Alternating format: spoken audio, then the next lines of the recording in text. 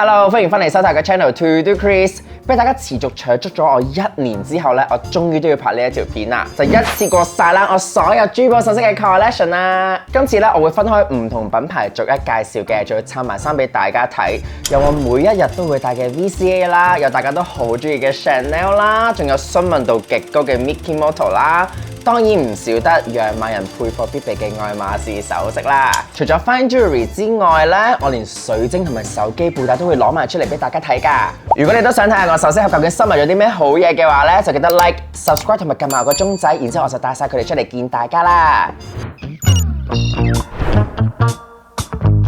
電話咧係我哋每一個人咧都一定會帶出街㗎嘛，係咪？所以咧第一個 accessory 嘅品牌咧就等我介紹咗男女兩都一定會中意，每一個人咧都一定會出街用到嘅 Casetify 先啦。其實咧我諗翻起咧，我以前讀中學嗰個年代咧，嗰啲手機咧佢會有個窿位咧俾你攝嗰啲咧電話繩㗎嘛，然之後咧就會攝到一大紮電話繩同埋公仔啦，但係其實係勁壓榨啦，連褲袋都攝唔入㗎。我冇諗過咧今時今日嘅 tech accessories 咧係可以進化到又靚啦又實用啦，仲可以襯埋衫添啊！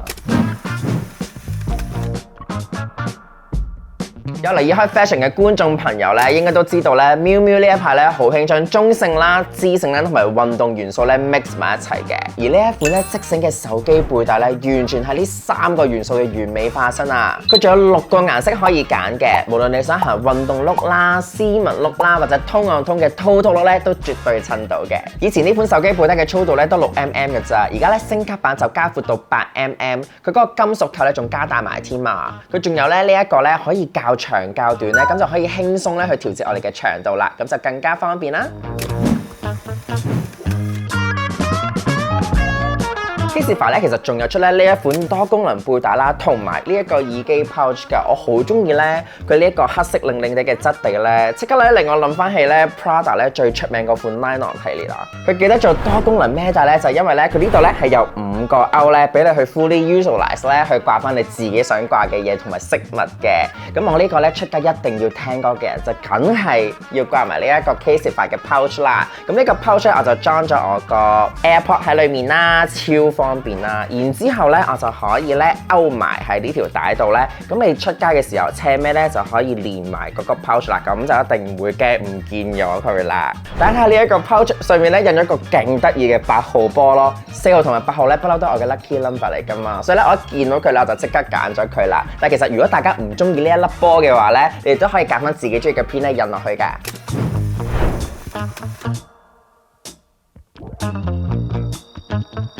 如果你中意復古 look 唔想咁 sporty 嘅話咧，呢2款經典嘅皮革背帶咧都好好襯㗎。佢仲要咧呢排新出咗2隻新嘅 earth tone 顏色，我都超中意。佢有呢個燕麥色啦，同埋有呢個杏啡色。我覺得呢個燕麥色咧，我覺得超好襯啊，因為咧佢比較淺色啲咧。如果你簡單襯翻一件白色恤衫嘅話咧，其實已經好有春夏好清爽嘅感覺㗎啦。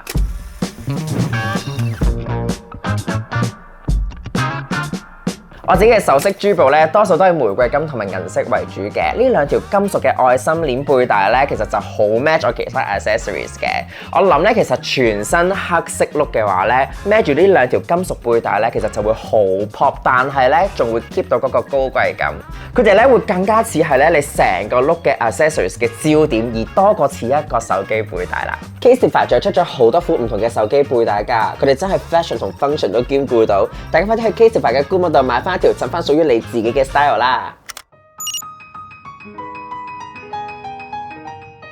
相信咧睇我 channel 嘅觀眾朋友咧都估到咧邊一個品牌嘅首飾出場率咧係最高㗎啦，冇錯啦，就係 Chanel 啦。雖然咧咁樣講好似好誇張，但係咧我真係覺得咧我同 Chanel 嘅飾物咧已經係融為一體啊！因為我每一次出街咧都一定會帶 Chanel 嘅飾物嘅，而我最愛嘅咧就梗係佢哋嘅 Coco Crush 系列啦。我覺得咧佢哋真係超級百搭好襯，但係咧佢哋又會有一種好低調嘅奢華感，所以咧無論你係襯啲 fancy 啲嘅 look 又好，或者幾 casual 嘅 look 都好咧，佢哋都一定會襯到嘅。Coco Crush 系列咧，其實喺2015年咧先至正式面世嘅。佢哋咧就用咗 Chanel 最經典嗰個菱格紋圖案，加埋咧呢一種叫做 Gudrun 嘅弧形飾邊咧，成個設計咧就好簡約，但係咧又有 Chanel 嗰個感覺同埋態度。加埋咧 Blackpink Jennie 咧呢排成日都帶住佢哋咧，令到呢個系列更加紅啊！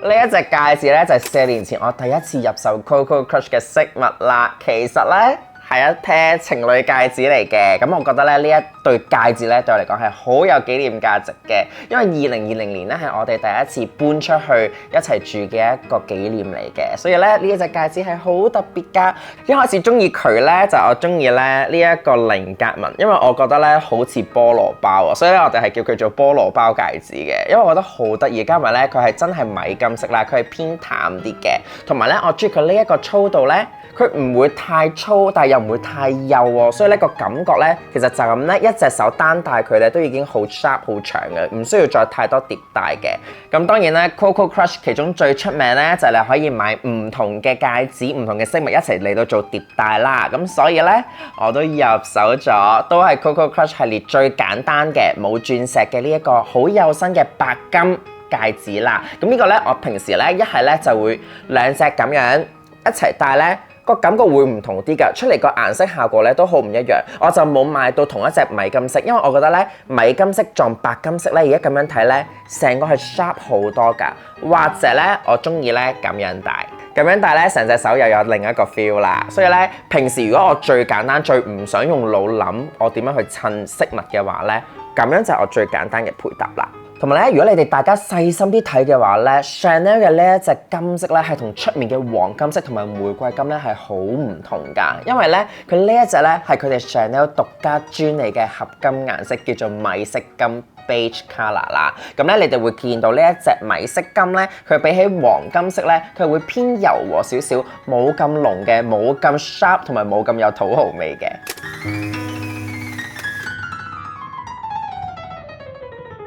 第三樣咧就係呢一個幼身嘅 Coco Crush 手鐲啦，大家睇下最特別咧就係因為佢呢度咧其實係開口㗎，而家咧呢一款已經係冇再出㗎啦，咁所以咧其實佢好方便嘅，我就咁樣咧喺側邊 click 入去咧就已經戴到㗎啦。我中意咧佢好幼身啊，所以咧我用佢之後咧我再加手鏈又好，我再加水晶鏈都好咧，其實咧佢都好易襯㗎。而家咧 Coco Crush 咧出嗰隻手鐲咧係偏粗啦，同埋咧佢係有個開合位，佢係唔係咁樣開窿嘅？我覺得咧咁樣咧其實有個特別啲㗎。嗰陣時咧呢一款嘅 Coco Crush 手鐲咧冇記錯就應該係3萬零蚊嘅，都已經係幾年前啦。但係而家咧應該係動輒到5萬蚊起跳，所以越嚟越加價啦。見到啱嘅話咧就真係要快啲買咗先啦。跟住就我比較近期先至入手嘅 C 字 Coco Crush 手鏈啦。咁咧呢一個佢係嗰啲咧勾勾扣嚟㗎，所以咧我而家咧應該好難咧可以2秒之內咧帶到俾大家睇，但係咧我就係中意佢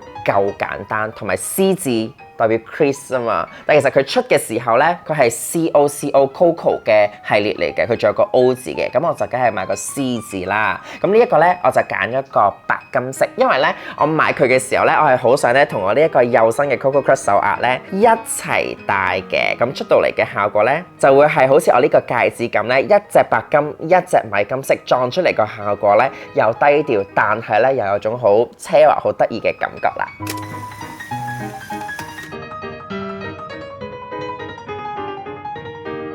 之後咧就係呢一個咧，我拍片咁耐以嚟咧，俾人問得我最多嘅就係呢一個 ear cuff 啦。咁呢個 ear cuff 咧，我嗰陣時買咧係2萬頭，然之後咧就係一 pair 咁樣買嘅。但係咧而家咧 Chanel 咧佢識玩啊，佢而家咧拆開啊，佢冇得2粒一齊買，佢要你分開咁樣去買。咁我買嘅呢一 pair ear cuff 咧，一隻咧白金色嗰個咧，你會見到咧有少少碎鑽嘅，另外咧就係佢嘅 beige 米金色啦。咁所以咧咁樣戴出嚟咧，你見到我完全唔使望鏡，我就咁套上去就已經好輕易套到啦。而呢一個咧又係好低調，但係因為我冇耳窿啊嘛，所以對我嚟講咧，呢一個 ear cuff 咧絕對係一個恩物嚟嘅，佢又唔痛啦，同埋咧係完全 feel 佢唔到㗎，你點樣揈到佢都唔會跌㗎，所以呢一個 ear cuff 咧係我咁多年嚟擁有咗佢之後咧，每一日戴得最多嘅 ear cuff 嚟嘅。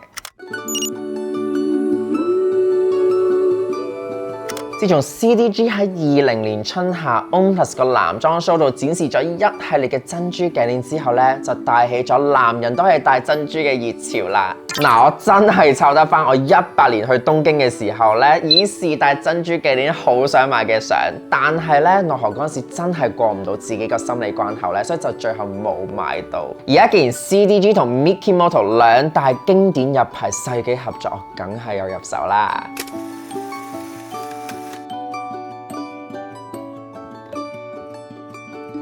呢一條咧就係我人生第一條用珍珠做嘅飾物啦！我喺21年嗰時咧真係儲咗好耐錢咧先捨得買佢㗎。成條頸鏈咧，我每一次望住佢咧，我都覺得係好夢幻，因為咧佢係用咗咧6.5mm 至7.5mm 嘅日本 Akoya 珍珠做嘅，所以咧佢又唔會話太細粒咧，好似好小氣嗰個感覺啦，但係又唔會太大粒好浮誇喎。加埋咧佢除咗有珍珠嘅頸鏈串咗出嚟之後咧，佢下面咧仲有呢個銀鏈嘅設計㗎，所以咧成件時咧又會有珍珠頸鏈嘅高級奢華感啦，但係又有 CDG 嘅玩味喎，所以咧成件事着出嚟咧，你唔會覺得自己好似咧嗰啲日本貴婦咧有少少老土味，反而咧着咗佢出嚟之後咧會有一個型格 feel 嘅。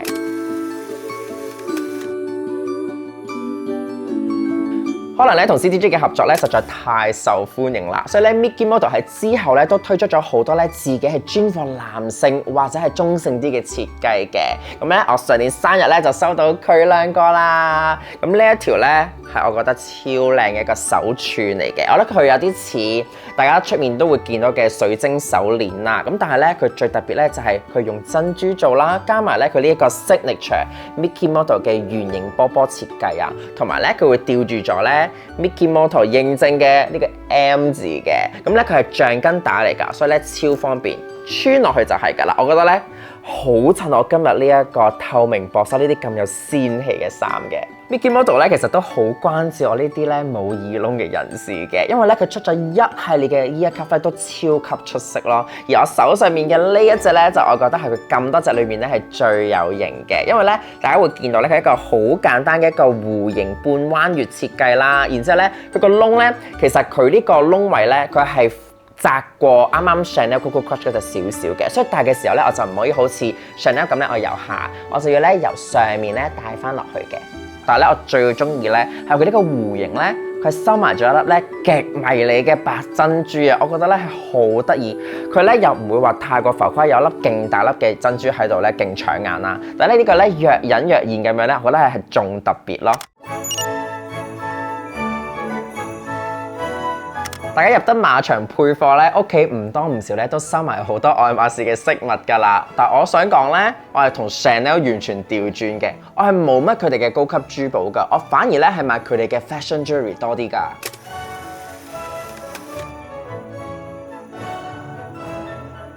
事不宜遲啦，就等我介紹咗我人生第一個愛馬仕嘅飾物先啦，就係呢一條咧 Kelly Double Tour 嘅手鏈啊，佢係皮手帶嚟嘅。咁咧嗰陣時係好多年前啦，因為呢隻松柏綠色咧一出嗰年咧，我係超級中意啦。但嗰陣時係買唔到佢哋嘅袋啊嘛，就為咗推意求其次買佢哋嘅皮手帶就算啦。咁但係咧嗰陣時咧係比較蠢嘅，因為咧我係託我個朋友喺歐洲幫我買啦，咁所以又唔計配貨啦。咁但係咧買咗翻嚟之後咧，我係好少戴，因為咧佢係咧偏窄偏細啊。夏天咧香港咁嘅天氣咧，如果帶住佢出街嘅話咧，其實係好辛苦咯，我覺得。咁我而家咧其實戴都 OK 嘅，但係咧有陣時你就咁着 T-shirt 牛仔褲嘅話，我又覺得未必好襯，因為咧佢個 caddy 扣都好突出㗎，所以咧呢幾年咧我就買佢嚟欣賞下裝飾就算啦。耳仔咧，雖然我就得兩隻，但係咧，我每一次見到啲靚嘅 ear cuff 咧，我係好冇抵抗力嘅，我係好想快啲儲好多 ear cuff 咯。咁呢一對叫做 The Olympe 嘅耳骨夾咧，我覺得真係好 classy， 好愛馬仕啊！我嗰日咧係真係忍唔住咧，同一日之內咧，我買咗兩隻色啊，佢兩隻都俾我揀喎，我真係揀唔到，所以我兩隻都要晒啊！大家見到咧 Olympe 呢個耳骨夾咧，佢中間咧有一個好細嘅 H 位啦，但係佢最特別咧，佢係個身咧係拼咗個真皮㗎，咁佢唔同顏色嘅皮咧，其實拼咗唔同顏色嘅 hardware 嘅。咁我呢一隻咧就係好經典，我諗大家咧都一定會好中意嘅。咁佢係一個淡嘅玫瑰金色嘅金屬啦，再加埋呢個 gold color 金棕色嘅皮啦。呢一個咧其實係完全冇難度啊，着咩衫咧都一定襯到㗎啦，咁經典。又係咧呢一個咧佢冇Chanel嗰個咁闊咧，所以咧我就要由上面咧套翻落去嘅。大家見到我又係咧唔使望住鏡咧都戴到嘅，咁就係呢一個效果啦。咁但係咧雖然呢一個色咧咁 classic 啦，但我自己咧其實咧係偏心咧呢一隻藍色嘅，因為我覺得咧佢呢一隻係一個黃金嘅金屬啦，再配咗佢 New Blue Jean 嗰個新嗰隻牛仔藍嗰隻色咧。成件事勁 sharp， 因為咧我每一次望到佢咧，我就諗起我以前細個睇《美少女戰士》咧，佢完全就係水野亞美 Sailor Mercury 嗰個顏色嚟㗎。因為咧我覺得咧夏天咧，譬如我好似我今日咁樣啦，我襯呢啲透明紗啊，或者咧白色啊、淺色、米色係嘅話咧，你戴呢一個淺藍色嘅話咧，其實成個人咧係會精神好多、sharp 好多嘅。所以點解咧？我呢排咧我係用佢多啲嘅，可能秋冬咧我就會咧戴翻呢一個高 color。多啲啦，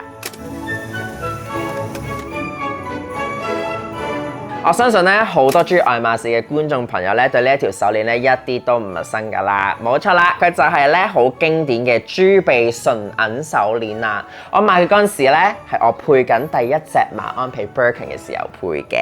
咁我嗰陣時咧因為都第一次玩呢一個配貨遊戲啦，所以咧我就唔知道揀啲咩好，但我嘅心咧我就係好想揾一啲咧我可以長期用到唔會 out 嘅配貨啦，咁然之後咧個 essay 咧就推薦咧，不如買啲銀嘅飾物啦，佢又個價位又未去到高級珠寶咁誇張。咁呢個純銀手鏈咧，我中意佢呢一個粗度咧，佢又唔係最幼嗰隻，但係咧佢有隻再誇張啲粗啲噶嘛。咁呢一個咧就係啱啱好，我覺得咧好日常生活咧，你點樣襯都 OK 咯。但係咧，我覺得咧點解大家會比較少見到我拍片嘅時候戴佢？一嚟咧，我有啲偏心 Chanel 啦，但係咧，我覺得佢係戴起佢上嚟咧，我覺得有啲重啊，即係隻手咧有啲好墜住嗰個感覺，唔係話最舒服咯。咁所以點解我呢排咧我係少戴咗佢嘅？最後呢一隻戒指咧就係我唯一一隻貴金屬嘅愛馬仕飾物啦，就係呢一隻有窩釘嘅幼身戒指啦，其實咧佢係超好襯嘅，因為咧佢又好幼啦，個設計又唔會太浮誇啦。佢都係當時咧我配我隻馬鞍皮 Birkin 嘅時候咧出嘅一個飾物嚟嘅。其實咧我應該要戴佢多啲嘅，因為佢真係好簡單啦，好易襯嘅。但係咧奈何我有陣時想成個系列都係 Coco Crush， 我就淨係戴咗 Coco Crush， 我就唔記得咗佢啦。但係咧今次拍片咧抄翻佢出嚟咧，就勾起翻我嗰陣時配貨嘅回憶啦。跟住諗下，其實咧佢都好簡單啦，所以咧第日我應該會帶多啲佢出場㗎啦。如果你逼我只可以揀一個珠寶品牌嘅話咧，我係諗都唔使諗，我一定會揀 Van Cleef 嘅，因為我覺得咧呢一個品牌咧係極優雅啦，極高貴啦，同埋好浪漫啦，因為咧佢哋真係有一個愛情故事而誕生㗎，加上咧我所有 Van Cleef 嘅飾物咧都係由揸機各位咧送俾我嘅生日禮物嚟嘅，所以佢哋對我嚟講咧係特別有意義同紀念價值嘅。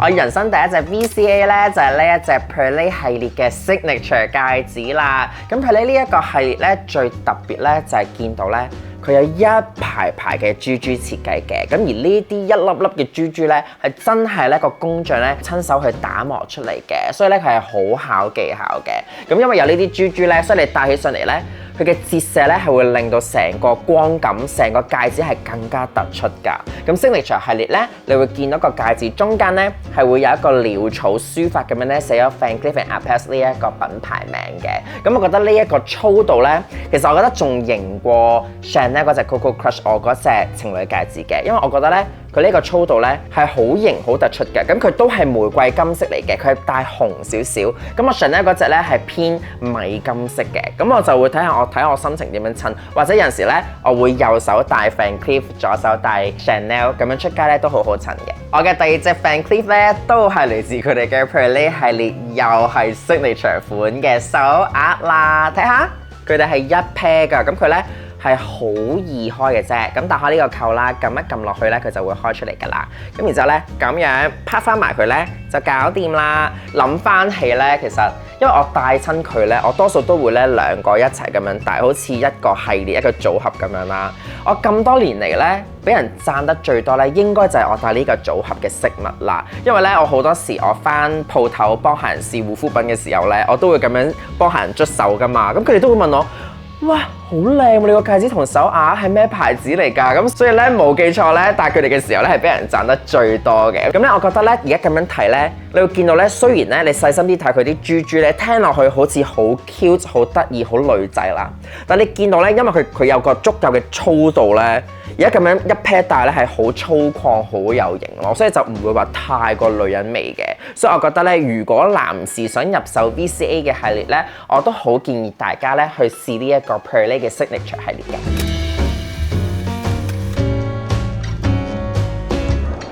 講咗咁耐咧，我終於都可以帶佢出嚟見大家啦！我人生中最中意嘅珠寶飾物究竟係邊一條呢？就係佢啦！佢咧就係 Van Cleef 嘅 Vintage Alhambra 四葉草系列啦。咁我呢一個特別款咧，其實係 Alhambra 咧50週年嘅時候推出嘅。咁佢咧係有3個珍珠灰貝母啦，然之後咧2粒鑽石嘅四葉草，咁拼埋出嚟咧就有5粒嘅手鏈啦。佢咧係用埋呢個玫瑰金嘅，所以咧就同我呢個 Perlée 系列咧就襯翻晒啦。咁其實呢一條咧係我心目中咧最夢幻嘅組合嚟嘅，因為咧其實 Van Cleef 最出名咧係佢嘅白貝母啊嘛。咁但係我覺得白貝母呢一隻色咧喺我咁黑嘅皮膚上面咧，我覺得有啲太少女情懷啊。咁啊我就好似唔係好夾我喎。咁直至咧佢真係出咗呢一個特別色啦，然之後我就覺得哇，好靚！我真係一見鍾情啦。